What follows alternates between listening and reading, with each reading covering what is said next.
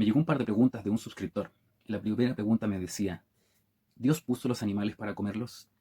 Y en la segunda pregunta decía, ¿es justo que consideremos a los animales como inferiores para comerlos? Veamos la respuesta en el siguiente video.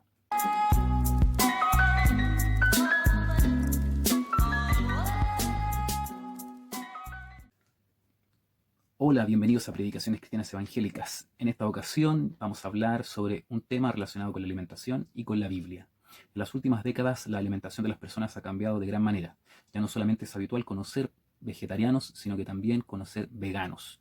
Y alguno de ustedes se preguntará cuál es la diferencia entre un vegetariano y un vegano. Principalmente el vegetariano come o renuncia a su dieta todo lo que sea derivado de la carne, pero sí come algunos derivados de animales como huevos, leche, queso, etc. En cambio, un vegano no come ningún tipo de derivado, ni utiliza ningún tipo de derivado de los animales, ni huevos, ni carnes, ni leche, ni queso, ningún tipo de alimentación. Me llegó una pregunta de un suscriptor.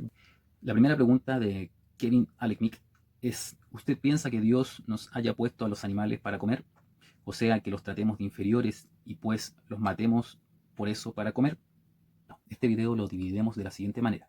En primer lugar, vamos a dividir esta pregunta extensa en dos preguntas. La primera pregunta es, ¿Dios puso a los animales para comerlos? La segunda pregunta que responderemos es, ¿Dios o consideramos a los animales como inferiores para comerlos? Y en tercer lugar, haremos una síntesis o reflexión final acerca de estas preguntas. Bueno, empezaremos con la primera pregunta. Cuando Dios creó al ser humano, a Adán y Eva, le puso en medio del huerto del Edén y la función que le entregó principalmente a Adán fue cuidar el huerto. Y aquí estaban los animales. Pero la función de Adán, en primer lugar, entregada por Dios, no solamente era cuidar el huerto, sino que también nombrar a cada uno de los animales. Lo más probable es que en esta época Adán no se haya dedicado a cazar o a matar animales para comer, sino que se alimentaba de los árboles del huerto y de todo fruto. Imaginemos el huerto de Dios y cuán especiales deben haber sido sus frutos, y de eso solamente se alimentaba. También alguna característica que podemos reconocer de la vida de Adán y Eva en el huerto del Edén es que seguramente ellos conversaban con los animales. ¿Y por qué ustedes dirán que llegamos a esta conclusión de que Adán y Eva podían conversar con los animales? Porque nosotros vemos en el capítulo 3, cuando la serpiente antigua le habla a Eva, ella no se asusta, ve como algo normal poder hablar y conversar con los animales. Así que lo más probable es que en el mundo creado por Dios el ser humano no haya comido animales, sino que simplemente le hayan servido como compañía. Sin embargo, debemos considerar que los animales se hicieron a la voz de Dios, en cambio el ser humano fue hecho a la imagen y a la semejanza y con las manos de Dios. Por lo tanto, hay una diferencia entre los animales y el ser humano, que es quien es la cúspide, el pináculo de la creación de Dios en la tierra. Entonces, como ya dijimos, no hay ningún tipo de evidencia bíblica de que el ser humano creado por Dios haya comido animales, los haya cazado, los haya matado o haya cometido algún tipo de maltrato con los animales en el mundo creado por Dios. No obstante, esta situación cambia con la caída del ser humano. Aquí empieza no solamente la muerte moral, espiritual y física del ser humano, sino que también la muerte de los animales. De hecho, la primera muerte que nosotros vemos en la Biblia, de la cual podemos inferir, fue la muerte de un animal, porque cuando Adán y Eva pecaron y se dieron cuenta que estaban desnudos delante de la presencia de Dios y sobre todo desnudos el uno del otro, se escondieron. Por lo tanto, Dios tuvo que matar a un animal para con las pieles del animal cubrirlos. Ahí podemos elucubrar qué animal fue el primero que murió. Algunos dicen que fue un burro, que fueron cubiertos con pieles de burro, simbolizando la desobediencia y la soberbia del ser humano ante la autoridad de Dios. Otros, yo entre ellos, consideramos que el primer sacrificio debe haber sido de un cordero y deben haber sido vestidos con la piel de cordero, simbolizando la muerte de nuestro Señor y Salvador Jesucristo, y que también gracias a Cristo cubrimos nuestros pecados, cubrimos nuestra vergüenza a través del sacrificio vicario de nuestro Señor y Salvador Jesucristo.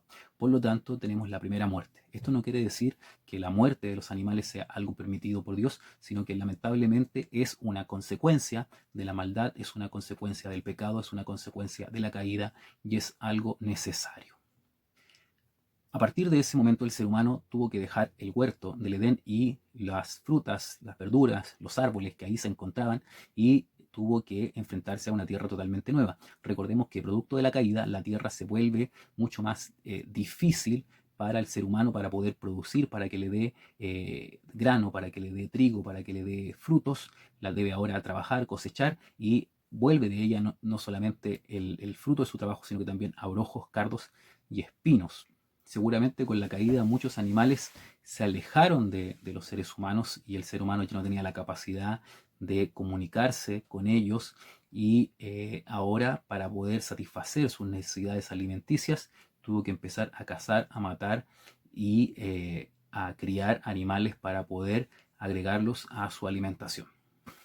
Es decir, en el mundo caído ya se comen animales. Podemos ver que uno de los primeros trabajos u oficios del ser humano los encontramos en Caín y Abel, la primera pareja de hermanos, los hijos de Adán y Eva. Caín fue un agricultor y Abel fue un ganadero que criaba animales y ambas actividades eran para la ingesta, para la alimentación de los seres humanos.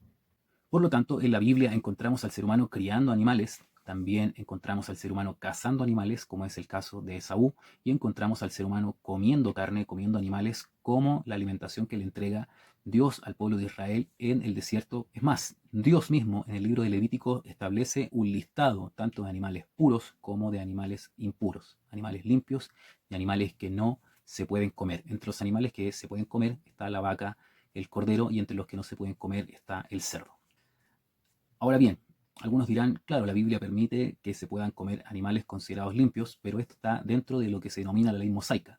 Pero ¿qué es lo que dice la Escritura desde la gracia o en la época del cristianismo o en la iglesia de los discípulos?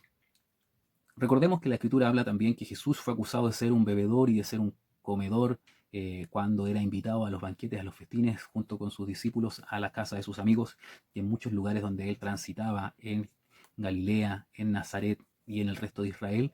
Por ser un personaje conocido, por realizar muchos milagros, era invitado a muchas casas donde le daban de comer. La alimentación habitual de un israelita consistía en carne, en vino, en trigo, en pan, en frutos secos, los cuales obviamente que el Señor, por ser israelita también, seguramente consumía.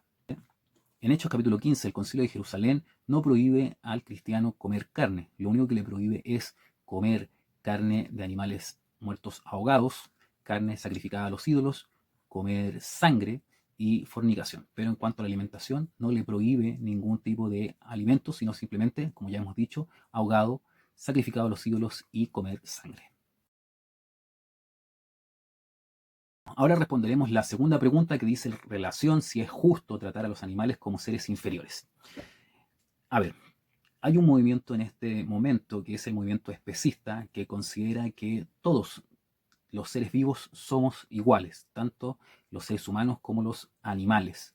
Y este movimiento está cada vez más extendido e incluso ha ingresado a la iglesia y seguramente la pregunta del suscriptor dice relación con esto, con que nosotros somos similares a los animales y por lo tanto no podríamos maltratarlos. Y quiero que me entiendan bien, no estoy diciendo que el ser humano deba maltratar a los animales, ya lo hemos dicho, en el mundo que Dios creó no hay maltrato, no hay caza, no hay alimentación por parte del ser humano de los animales, sino que estos son características propias del mundo caído, por lo cual el maltrato animal, la caza, la muerte de animales es totalmente algo contrario a cómo Dios creó al ser humano y evidencia simplemente la naturaleza del ser humano pecador y caído. Es decir, aquellos seres humanos que maltratan animales, gatos, perros, caballos, ovejas, lo que sea, los cazan, los extinguen, dan muestra simplemente de su naturaleza caída, pecaminosa y pecadora.